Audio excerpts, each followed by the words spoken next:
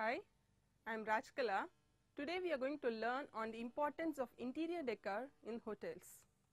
Interior decoration is an art of beautifying the rooms and other indoor areas of the house so that they become attractive, comfortable and useful. Architecture and interior design are closely related.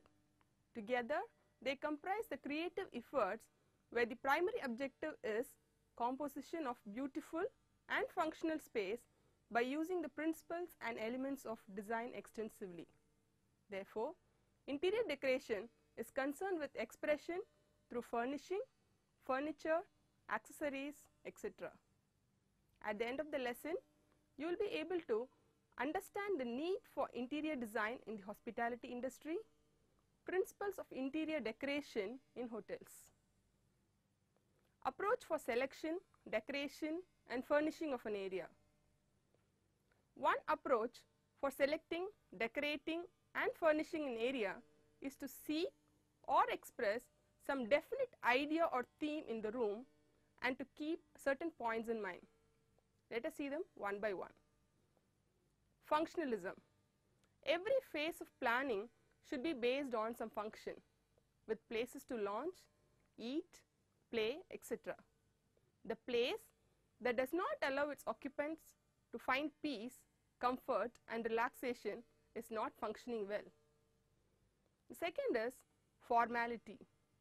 An interior that expresses formality also expresses dignity, reserve, strength and impressiveness.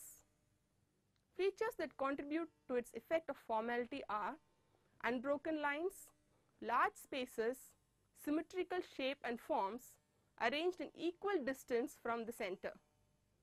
Informality in interiors is expressed through modest size, asymmetrical balance and broken lines. The third is lines. Lines have positive emotional significance. Man has associated definite elementary ideas with vertical lines because his own position of the body has suggested those ideas. When a man is standing, he is ready to run and pull the things. Diagonal lines are too active to be used much in the hall, for they express restlessness and these can be used in discotheques. The fourth is form. This is the most important element in home planning. Without beauty of form, color, texture and decoration are of no avail. Even utilitarian articles may be so beautiful in form that they are able to inspire man as much as the fine arts do. Two essential functions of form are that the object should suit its function and the material from which it is made. The next point is texture. Texture refers to the qualities that are perceptible through the sense of touch. It gives valuable character and beauty to objects, interiors, buildings and gardens. One of the first decisions to be made in furnishing a room is the choice of wooden furniture, for all other textures used must be in harmony with wood. The texture of any single article is not considered separately but as a contribution of the total effect of the room. When the full possibility of this element is utilized, plastic, glass, metal, wood, cork, leather and fabrics can be combined into a symphony of textures. Next is pattern. The term pattern refers to surface enrichment and applies to both two-dimensional and three-dimensional object. Surface pattern contributes liveliness and interest to a room. Many rooms are dull because of a lack of pattern, whereas a room that is restless and exciting usually has too much of pattern. One should use pattern on at least 1/4 of the total surface area. Next is light. It is an art element as well as a utilitarian element. It has certain emotional effects also. Light that is too brilliant exhausts us physically and is offensive aesthetically as loud as noise. Therefore, light must be controlled according to the needs of various places. Artificial light is not only a functional utility but also a marvelous flexible art medium. It produces unity by diffusion throughout the entire room. Show contrast and emphasis by bringing bright light to important areas, while subordinate areas can remain in shadows. One can bring rhythm and continuity to a room's furnishing by lighting together various points of emphasis. Next is space. A sense of beauty and space makes us want large undecorated walls and floors which abound in space. Appreciation of space is the cause of our using small amount of furniture and concentrating it in groups. The next important part is color. The presence of color creates a depth. It is the most powerful tool of a designer. It brings life, beauty, and appeal to a room regardless of the cost. When choosing colors for any establishment, it needs to be remembered that there are certain architectural and psychological aspects of color. Colors can apparently alter the size or shape of a room or add to its peace, quietness, warmth, or cheerfulness.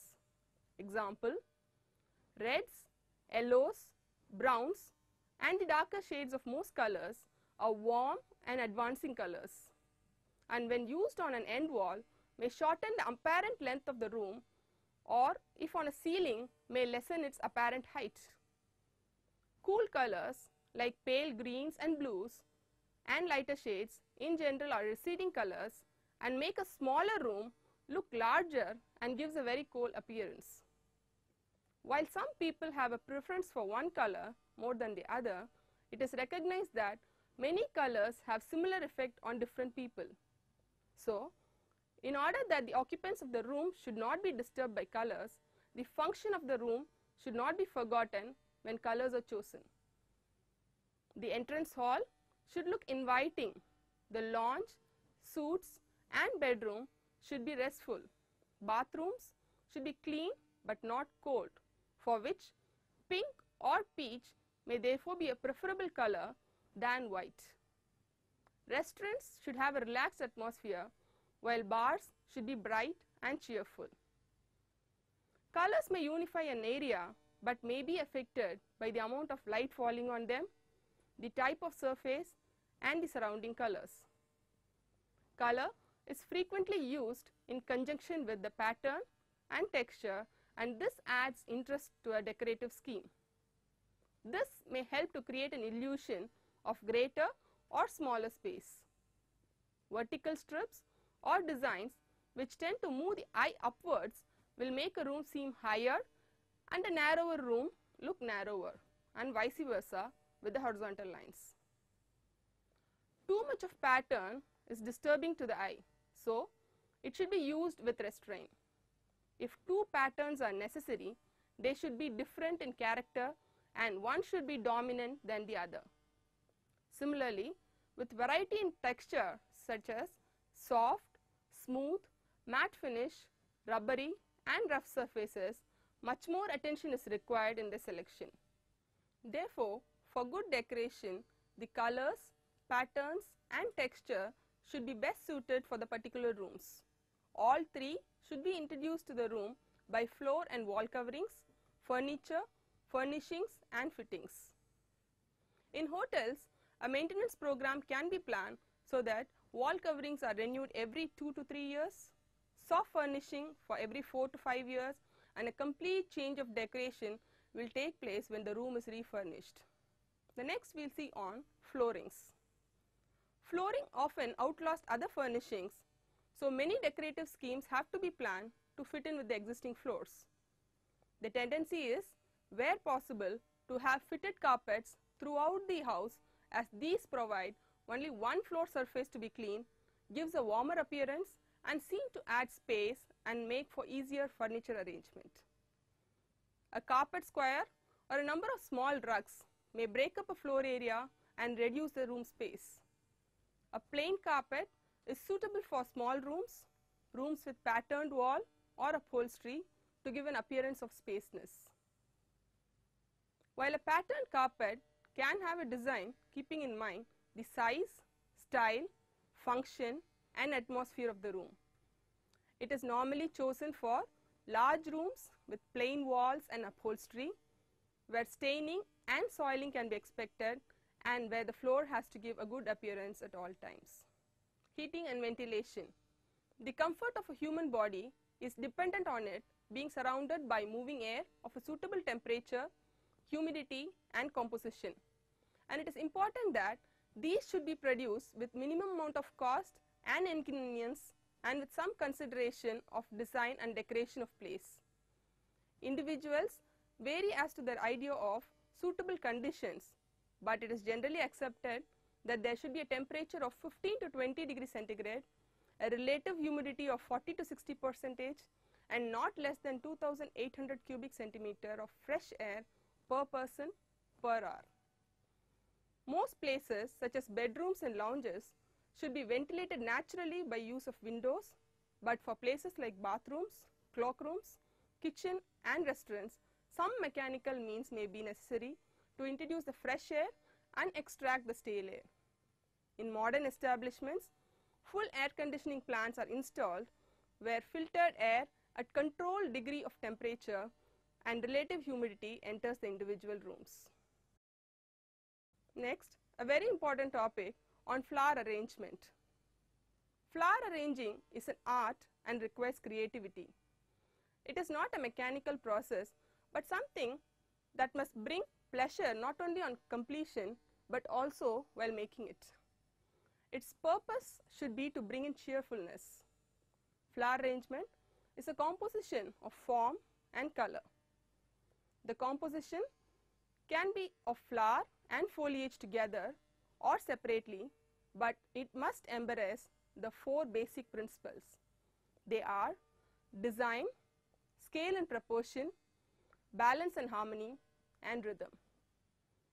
Now, what is the purpose of flower arrangement?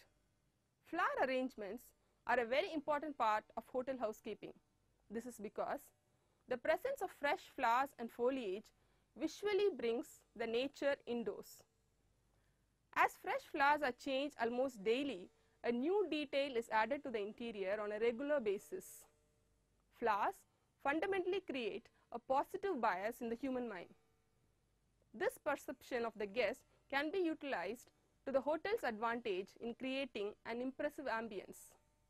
And a good flower arrangement can convert a dull corner into a beautiful, lively space. In all the hotels, flowers are used in different parts in the form of flower arrangements.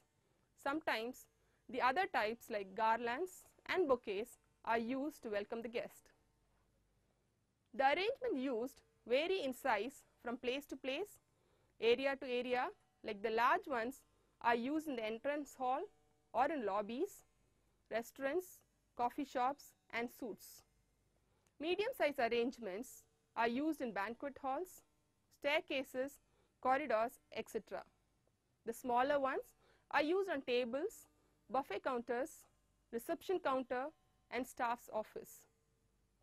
Very small ones are placed on the dining tables in restaurants, coffee shops, center tables, bathroom counter or similar places. It is the responsibility of the housekeeping department to keep up the arrangement, to place them at proper spots and change the old arrangements. Sometimes it is the job of the housekeeper to prepare the arrangement, or it is done by any florist on a contract or part-time basis. Now, let us see on the different types of flower arrangements for different places and occasions. Triangular shape, they are placed on the reception counters, lobby, corner tables, side tables, etc. The right or left facing triangular shapes are always meant for corner tables. Crescent shape, because it is a one-sided arrangement, it is always placed along the wall and not to the center so that only one side is visible. Torch shape, this arrangement can be one-sided or both-sided and is placed on the buffet tables, corner tables and reception counters. The larger ones are used in banquet hall or lobbies. It should always be placed against the wall. As it is a tall arrangement, it should not be used on dining tables. Fan-shaped arrangement. It is a one-sided arrangement and is to be placed along the wall, side table and corner tables only. Hogarth shape.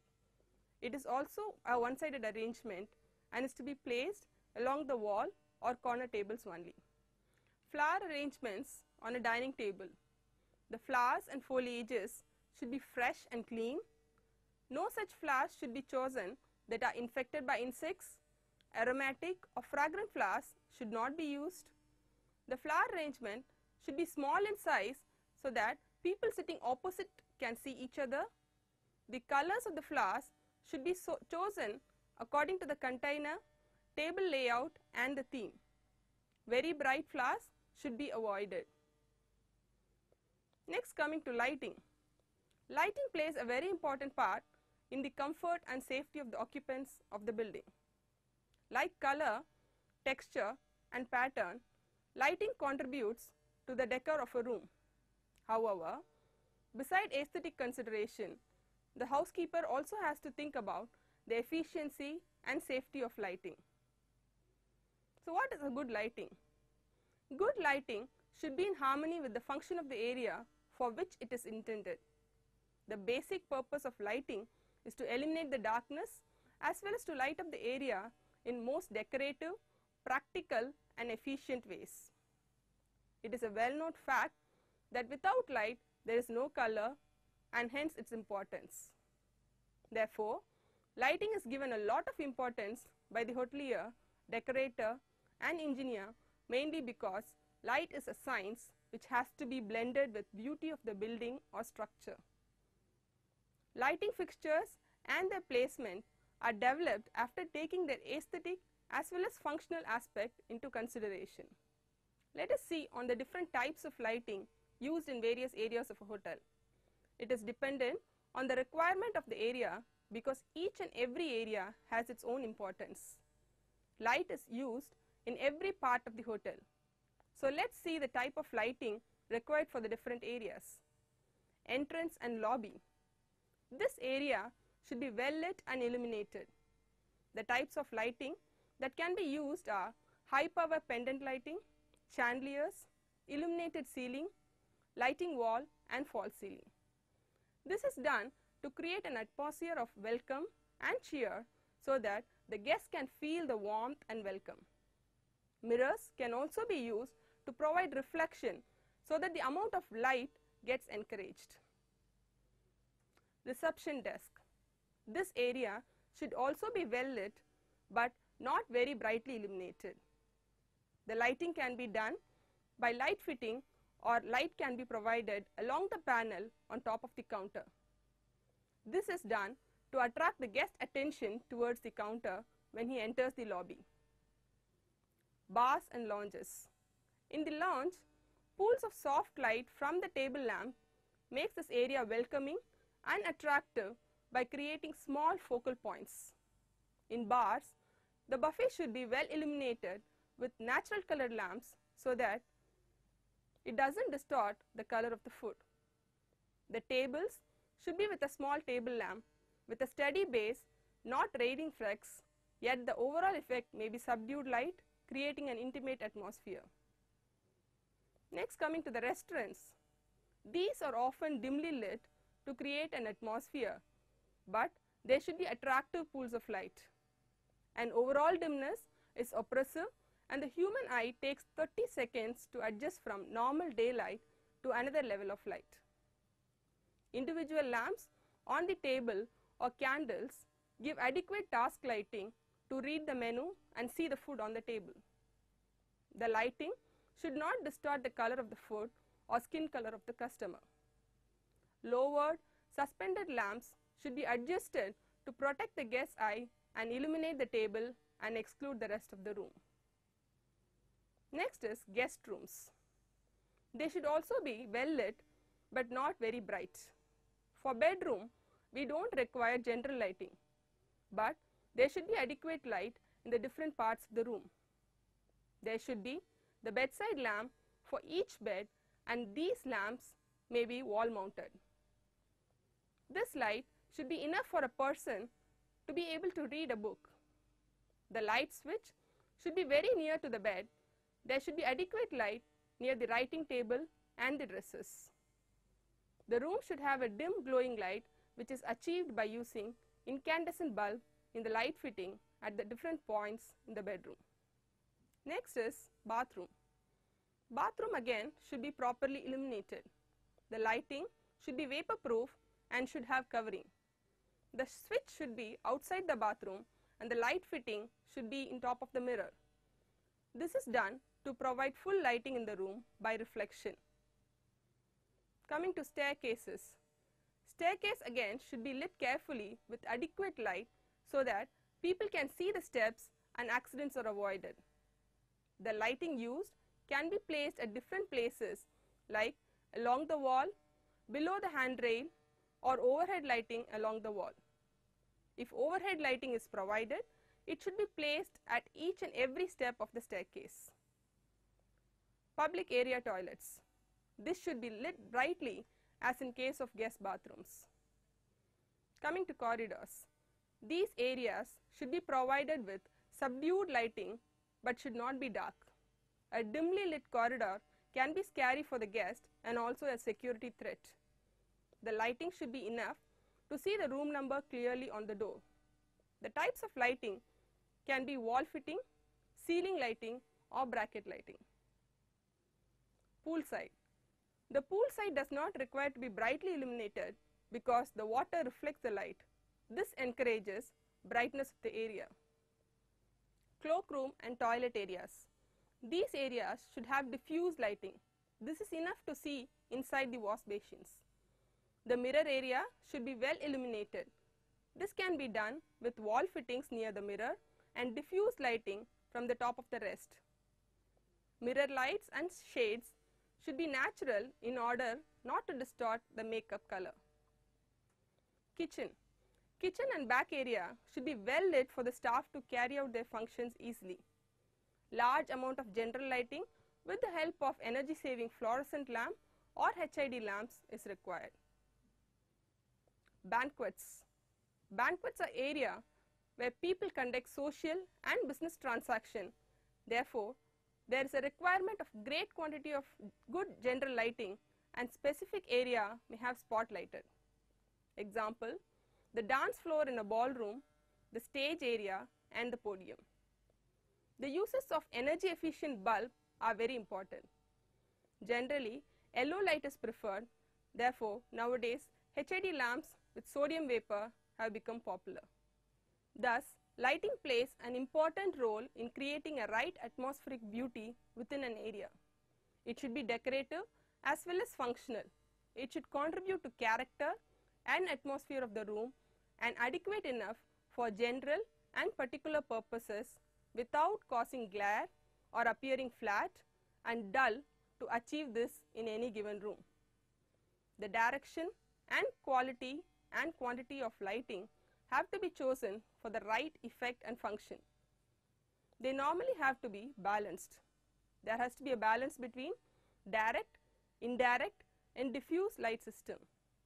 The amount of light required in an area depends upon the function of the area and on the main colors used in the furnishing and floor coverings.